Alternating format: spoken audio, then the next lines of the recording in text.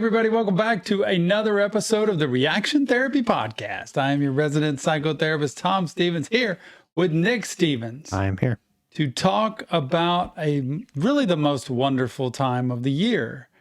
This is maybe my favorite podcast then. It's a great time of the year, but we're actually going to talk about how it maybe isn't so good for some people. That's also why I like the holidays, because it's not always the best time of year. So just because something's amazing for one person doesn't mean it's amazing for other people. Facts. But the holidays are our theme at this point, and we are super excited because a year ago, we were just trying to keep up. We were just getting started. I remember a year ago, I was about to go back to school, like not like super soon, but in a couple weeks, and we were trying to figure out how we were going right in the middle of all this recording. Yeah. How are we going to do the videos? Because Nick, anyway, we can get into all that. We could, not for this podcast, but it was nuts. It was nuts. So yeah, the holidays are here. I wanted to ask you a question to start out, and let me do this. Yeah. Intro topic today. We're going to talk a little bit about the holidays and what kind of our favorite thing about the holidays are. But I want you to think about something that you enjoy, I guess, that you might consider to be underrated. Like maybe not everybody thinks it is like the best thing, but something that you really enjoy with the holidays that's kind of underrated. You mean it only happens at the holidays? Just, yeah, something about the holidays that's underrated in your opinion. It's underrated. The Christmas music. Okay. I love the Christmas music. It plays all day at my office this time of year. I can't wait until November hits because I'm ready to turn on Christmas music. And I just love it playing through the house, all the Christmas songs. It's just me. It's what I like. All the old favorites of Christmas music I think people get tired of. But to me, it brings a spirit. It brings an energy. And I think it's very underrated. I do think looking at lights is a lot of fun, but I don't know that that's necessarily underrated because I think people do enjoy going to look at lights. I do too. I agree with that. Yeah, I don't know. Christmas music for me, like I'll listen to it, but like maybe like once December starts is when when we did November 1st Christmas music, I'm like, okay, it's a little early for me, but you know. What do you love? My thing that's underrated are Christmas cookies. In our house. Are they underrated? In our house, they are to me. Really? I think they're underrated in our house because I don't ever think about Christmas cookies except for when it's time to make them. And so for me, like something that's underrated is something that not everybody is like super over. Like you're not gonna in July, you're not gonna be like, oh, Christmas cookies are so good. Like you're not gonna think about. I know. That. I think I'd probably eat them then, but they're just not made then. But you just don't think about it. But when Christmas comes and you're like, oh, Christmas cookies, like I'm in. You know, Halloween candy corn for me, which people cringe at sometimes. Yeah. Christmas cookies. We have several different kinds that my wife makes. Tons of them. And I love getting new cookies. Yeah, I was sharing this memory of, I have a memory at Christmas where just like going into the kitchen through different tins and to see what's inside of them. Like you don't really remember what tins have what, so you just look through all of them to see what's in there. That's one of my things. That's like, I love that. And usually I would say that something about the weather, but the weather stinks where we are, so it's not predictable. It doesn't just get cold for Christmas necessarily. Yeah, so I'm going to say the music. You're going to say the cookies. Cookies are fire. Anyway, yeah. Let us know in the comments what you think is underrated about Christmas. Yes. I'd love to hear y'all's opinions on it because we have a lot of people that live all over the place. I'm going to say this also, the movies.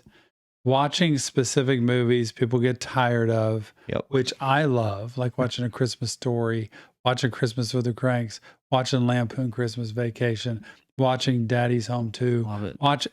I can go on and on. 4 Christmases. And Daddy's Home 2 is better than Daddy's Home. Because I just love, and I'm a guy that watches the Hallmark Channel too. I'll sit and watch Hallmark movies because I love the Christmas time. This time of year with the weather and the season and everything is great. And I know there's been a lot of loss and a lot of strife and struggle for people. So I'm not diminishing that. But I know there are certain times of the year, certain events that I feel upset or sad or down about that other people love. So it's okay.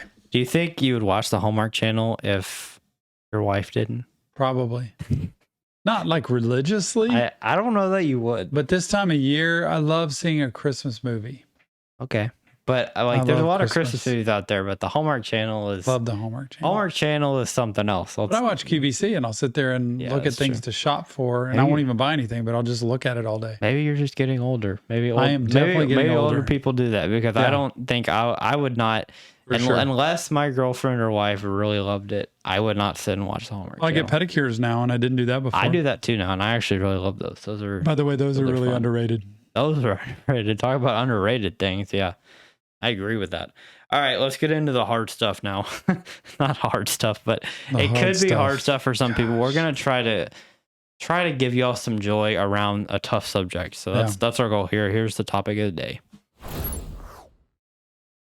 Topic of the day. We're gonna talk about how to cope if the holidays are hard, because we know that some people have a hard time during the holidays. A lot of times everybody just glamorizes the holidays and makes it where it's like, oh, the holidays are the best time ever, like you open this podcast with. But some people don't feel that. That's exactly And so true. I wanted to talk about how, from a mental health perspective, because you know a lot about mental health does matter, and you know a lot about get your merch while it's still there. Anyway, why, like, and how that some people don't enjoy the holidays and they have really hard time, and it can be multiple different things, and we're going to go through some of the different things it could be.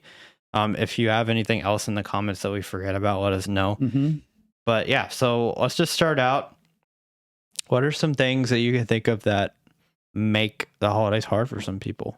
It usually centers around an event. So something's happened in somebody's life that made it worse, made it more troubling. And so it's an anniversary thing. That's the challenge, right? Yeah. It's kind of like, you can have Mother's Day.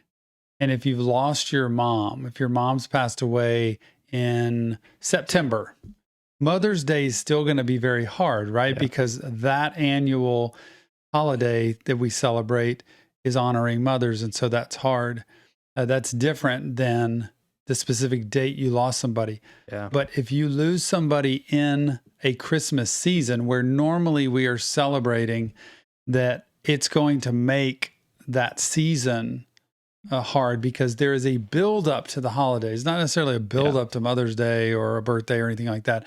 There's a build up to the holidays of like, everybody be joyous and happy and drink cocoa and let's get presents and let's sing songs. And when people have experienced loss, trauma, grief, sadness, people have seasonal depression that kicks around during this time of year, any kind of lost a job, True. Any kind of a downturn where this has really been a hard thing for me to go through, it will cycle through that season. And most of the time, the reason they have repeatedly bad holiday seasons is because of a loss, a death.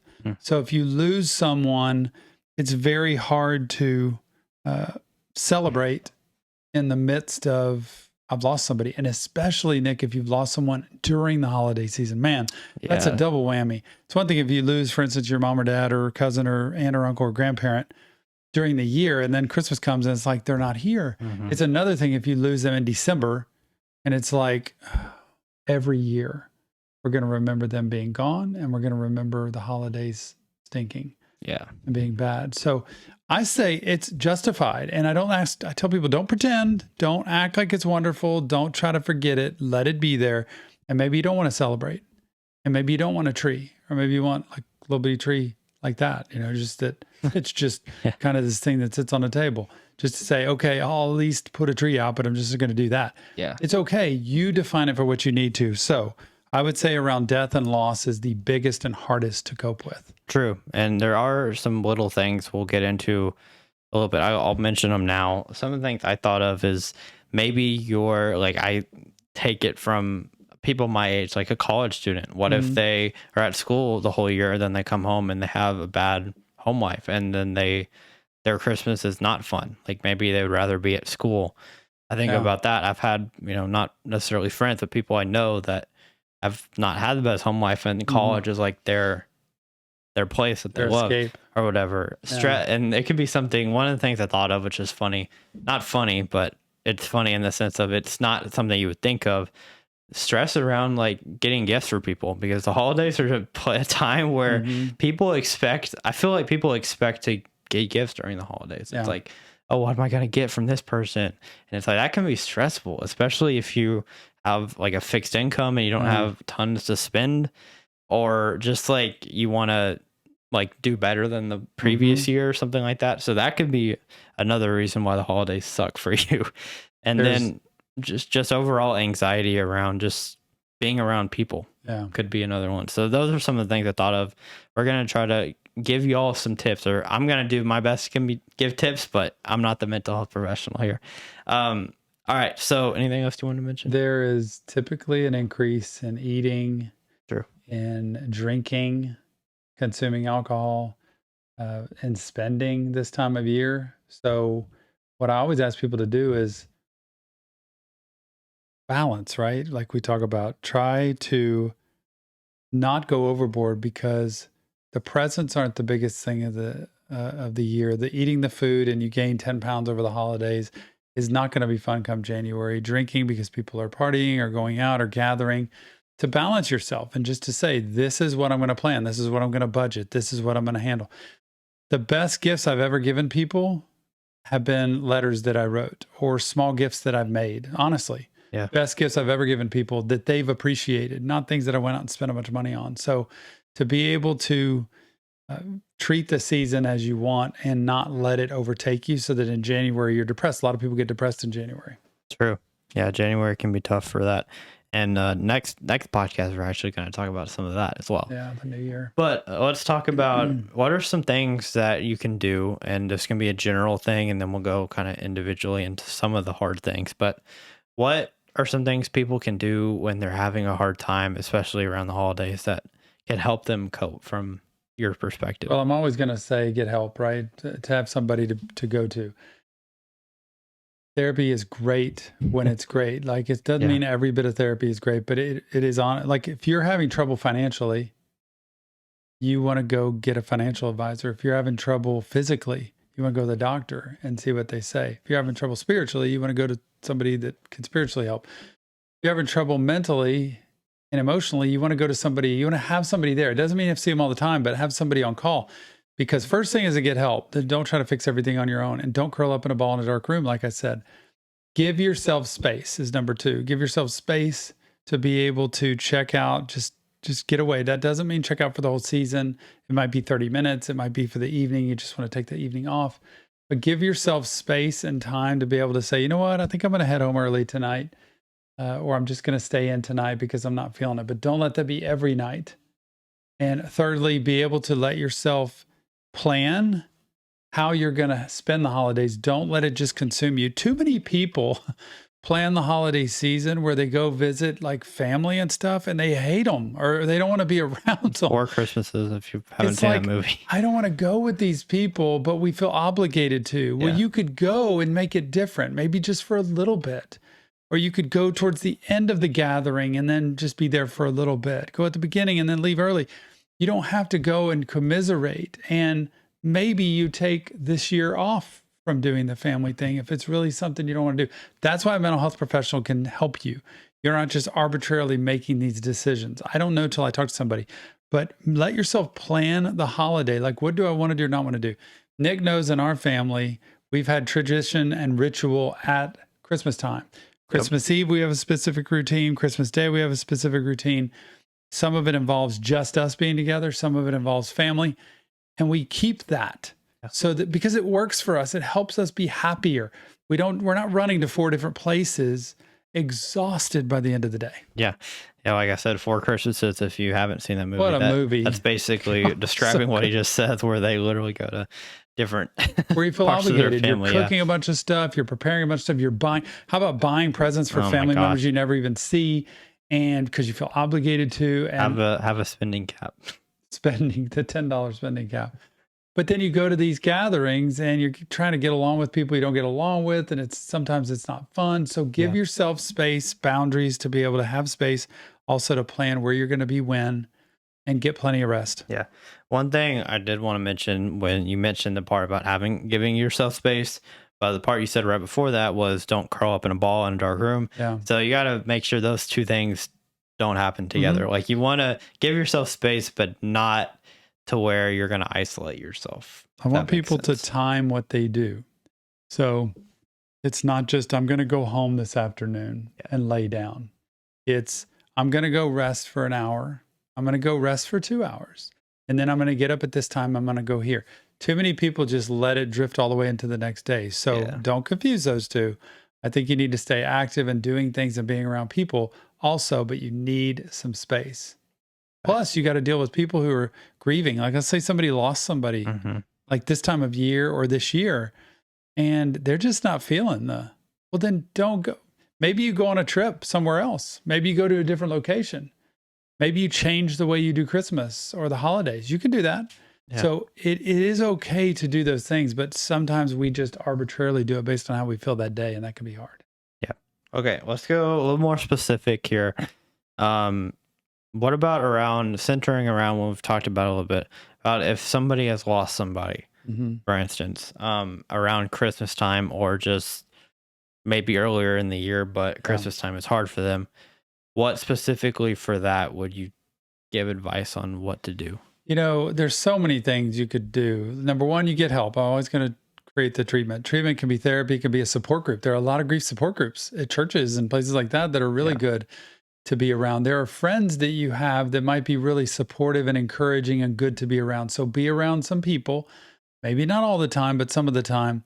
Journaling is always good, writing down how you feel, and just take a certain time of day if you want to, like before bed every night or at lunchtime every day. I'm just going to sit down for 10 minutes and I'm just going to write how I feel about the grief I'm going through.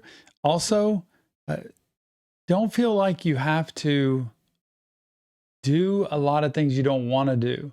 So you might actually want to, at the Christmas time, you might want to go serve other people. If you're dealing with a loss and somebody that you are so sad about not having here anymore, you may want to go help other people. You may want to give presents to children who didn't get any. You may want to feed meals to people on Christmas Day. We've done that before. That help people who are just wanting a meal, and you want to be serving somebody because it'll make you feel good to actually give back to other people and take your mind off of all of the grief that's going on just for a little bit. So there are activities, groups, help that, and that's what therapy for me is good for in my office. I can help steer people in a direction that might be good for them. One person I might say, go volunteer serving meals on Christmas Day, and it'll help you take about half the day to be able to feel good about yourself and tired when you get home. You want to just rest. Other people I might say, you know, call up your friends, go do this kind of thing with them, or get involved in this support group because it'll be a good group you can get to know. So it's different for everybody, but those are all different options you can play out. Good. Yeah. I mean, I think everybody has known or knows somebody who deals with a loss around this time. And I think it's very important that people hear what you just said. Sadness and depression tend to grow with inactivity and isolation. So the less we're doing and the more isolated we are by ourselves, the more that is going to grow. And it's important to pay attention to that. That's what depression does. So the way depression is healed a lot of the time is through activity. It doesn't mean you need to be an extrovert and be outgoing, but it means sometimes it's good to be around people and it's good to be active. By the way, I didn't mention that. It's good to have activity. Start a daily walk before work, after work, on the weekend. Start a routine of like, I'm going to go for a walk, I'm going to go for a jog, or I'm going to, lift some weights, or I'm going to start gardening out in the yard, or I'm going to start building something. You may pull out a puzzle and put on your favorite music in your ears and just do puzzles. There are so many different things that can be done that can be creative and an outlet that you don't have to be stuck, isolated, or with inactivity. Those two things you got to watch out for. What about, okay, let's go into people that might not have a great home life. And this could be like children, or this could be even adults, like just they don't have a good, like maybe somebody works a lot and then they don't have the best home life. And around Christmas time when you're off and you don't have work to do, like you have to be around your family, maybe that's not great. What advice would you give to those types of people? Yeah, I know. Like that friend of mine says, the holidays are where you leave your loved ones to go visit your family. But sometimes your home is the most miserable place. Sometimes you're in a really bad relationship. Sometimes you're in a toxic environment with your family, your parents, and you can't just leave home. You're a teenager or something, or your child. And sometimes the home life is actually the worst part of it. It's not that there's a loss going on there or anything. You have to be able to, I mean, that's where I really encourage journaling. I encourage connection with friends. I encourage things like this, listening or watching podcasts or listening to books that are uplifting, that can be goal directed for the holidays of things you can do. Listening to music is always helpful. It's things that inspire you or make you feel better, not make you feel worse.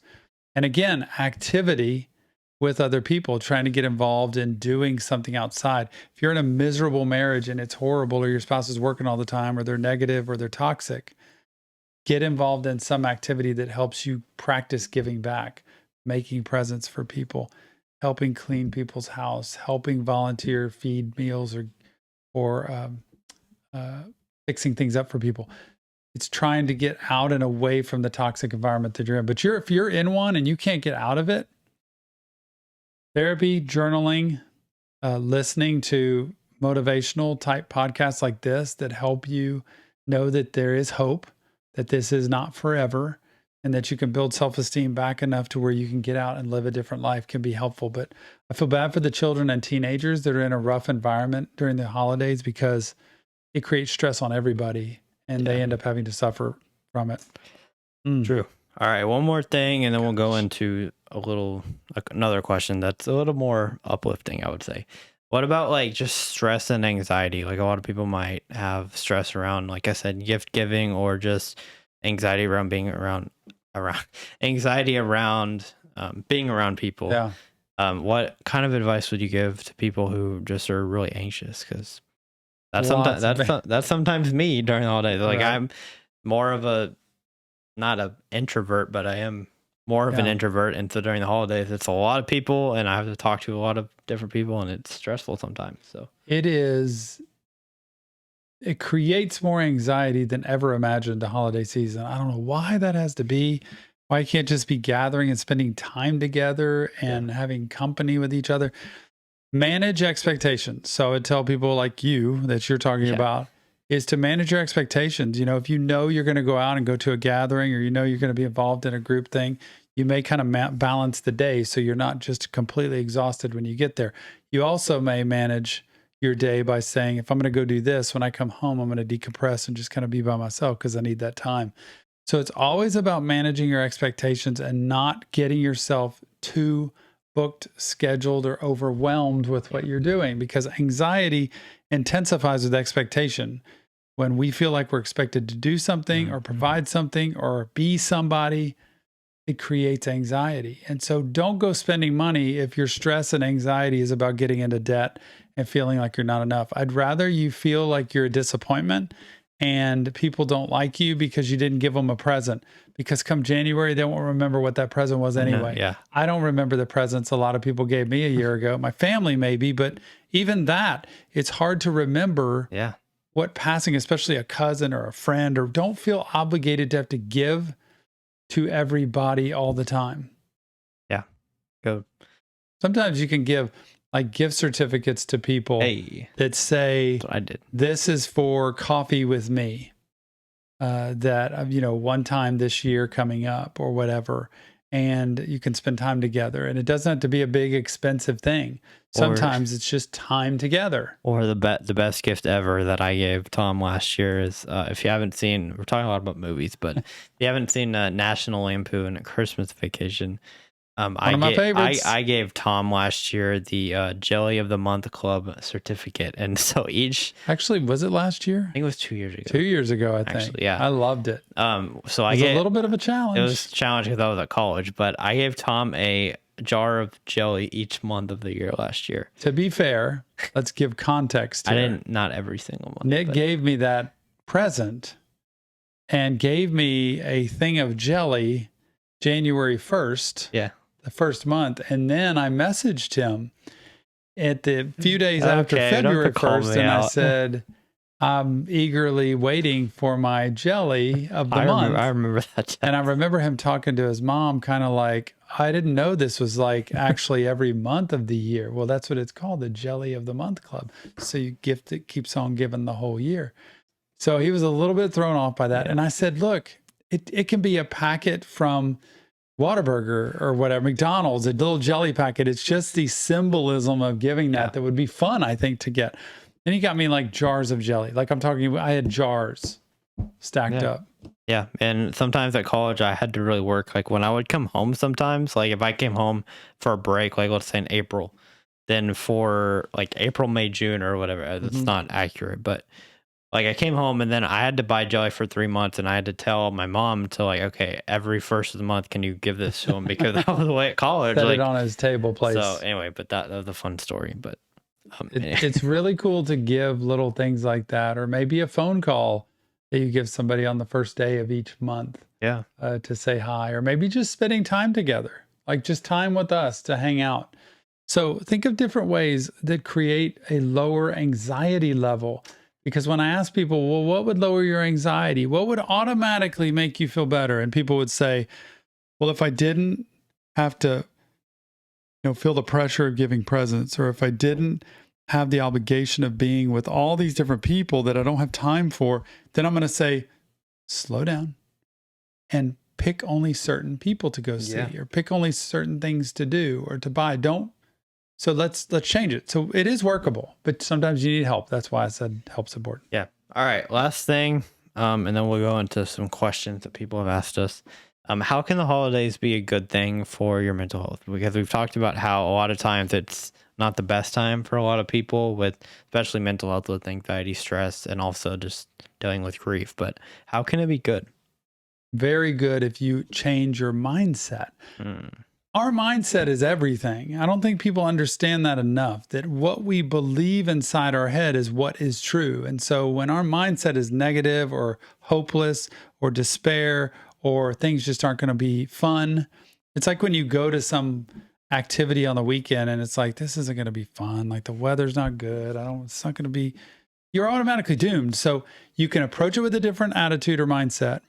You also can figure out what things you could do that would be more happy to be involved with.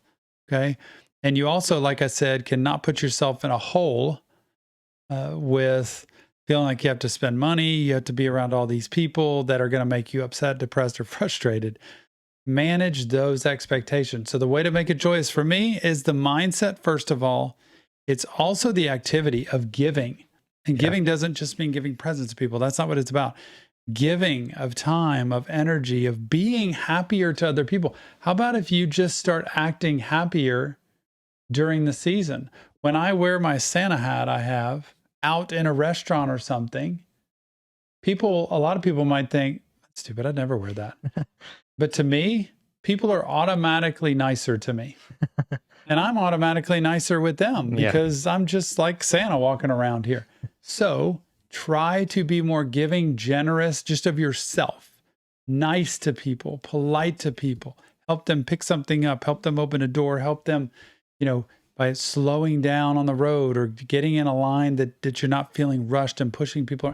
Just relax a little bit and approach the season as maybe it could be a good thing, and you'd be shocked. Mindset, Nick. Love it. Okay. That was our episode. We have Q&A now, but if you have any questions or anything. That was a lot we packed in a short period of time. Let us know in the comments if you have any questions or anything about this, because this definitely is not all. There's probably a lot more things that people go through in the holidays than what we mentioned. But yeah, so let us know. Let's get into our Q&A now. One day I want to do some kind of live Q&A where you record a question from somebody ahead of time that you're asking, and then we pipe them in, like not live, but we have their recorded question we play. That would be so fun. Like video of them? Yeah. Really cool. I like that idea. All right, first question. How do you know when you're in a good enough headspace to stop taking meds? Having treatment, having a therapist, for sure. You're not going to know that.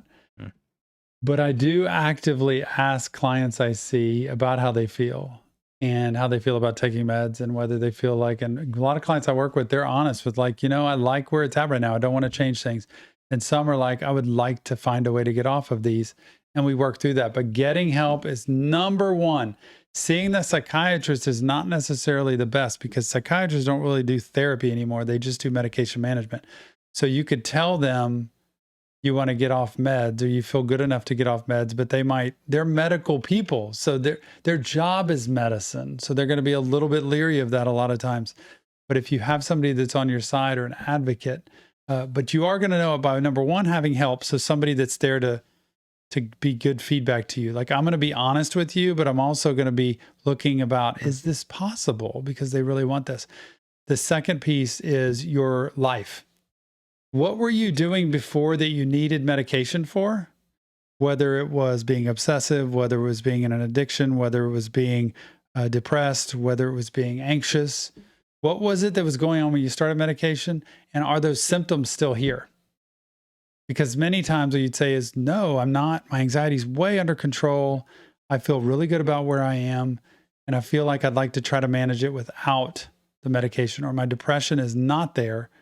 I am more active. I'm involved in things. So it's looking at the behaviors you had when you started the medication and your emotional state, and then what it is now.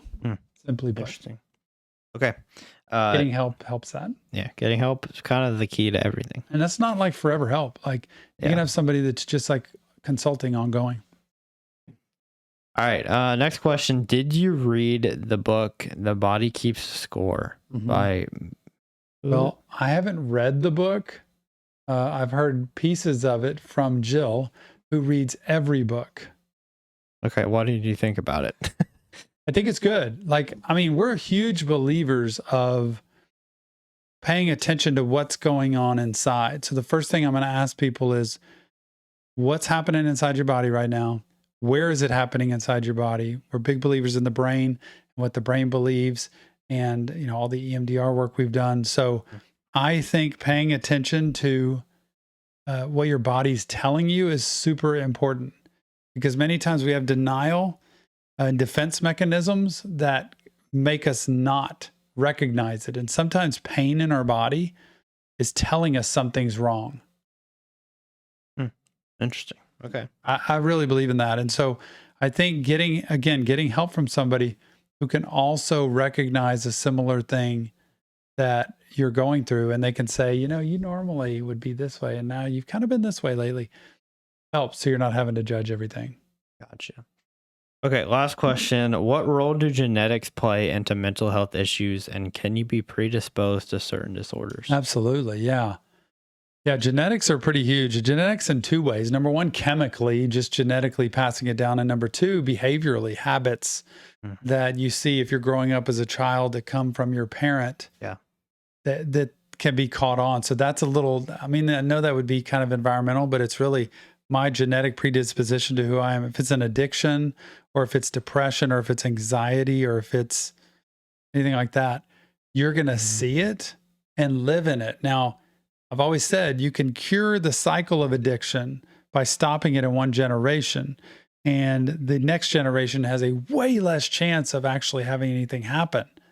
And then the generation after that would have even less or zero of it happening, honestly. But as long as those traits stay in, it just keeps cycling generationally. But yes, genetic, chemically, because it's there, and also behaviorally that you pick up. Interesting. Cool. Yeah. Very good insight from a very good mental health professional.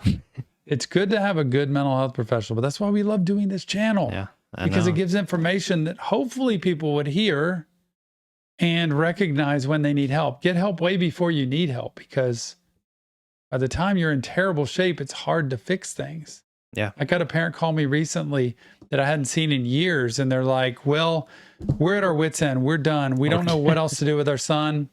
We need help desperately. Man, it's probably 2 years too late of coming in. And so you're having to tread very carefully through that. Yeah. All right. I kind of have it for this, but I'll let you, if you have one. Hey, I think that's a good idea. Let's let Nick do the end this time. Okay, fine. It's inspiration from Nick. Okay. Well, my inspiration of the podcast is something you said. So already. Awesome. I thought it was a really good line. It's very simple, but it's very good. And that is, something that my mind just blanked on. I was just thinking about it, and then now I Balance totally keeps me stable. No, what was it? It was oh yeah, mindset is everything. That's what you said. That's a pretty I good don't know one. why my mindset forgot. See? It blocked on you. But mindset is everything. How you said that was, it's so simple, but yet it means so much, because your mindset really does control how you live. Like if you have a negative mindset all the time, you're just never gonna be positive about it. You're always gonna be moping around and not believing in yourself. But if you have a positive mindset, that totally changes it. Even if you have a rough day and you're still positive, that helps you overcome that bad day. So, by the way, that doesn't mean be happy all the time. Yeah, so Nick's not saying that. He's just saying you have to choose to take the situation in front of you and live with it and do something about it. Yeah, especially during this Christmas season. Like, there could be a lot of days for a lot of people where it's like, this day sucks. I have to see all these people I don't want to see. Or maybe it's just like, man, that my ex who passed, not literally ex, but whoever passed away, like, man, it's really hitting me today. Like that might be a terrible situation, but you can spin it in a positive way where you can get through it. I think. Yeah, that you can make and do good in other parts of your life. So, and sometimes that's just watching like what we have, a reaction video. It's just like people have said that to us, just the fun and entertainment of us talking in our live streams lifts their spirits. And that's what it's about. Yeah. Finding that. Cool. Good job. Good job today. Thought it was good. If y'all enjoyed it, please hit that like button, subscribe to our podcast channel. Like, subscribe, and what they used to say? What? Just 3 things or something. Turn on the notification bell so you never miss a video. Yeah. But yeah, make sure to do that. If you want to see an extra episode, we're about to record it right now, of this podcast, and go over to Patreon or become a YouTube member. All YouTube members and Patreon members get to see that extra 15-minute episode or so. We give behind the scenes details a lot of the time. We do games, we do all kinds of stuff. So if you want to see that, it'll cost you $4 or $5 a month. Plus you get a members only live stream every week with us. $4 or $5 a month. Yeah, for all of that. Extra episode every week. Like $1 a week. That's all it is to see an extra That's episode. so cheap. It's 15 cents a day. But yeah, do whatever you want. I would highly encourage it. But thank you so much for watching, and we'll see you on the next Reaction Therapy podcast.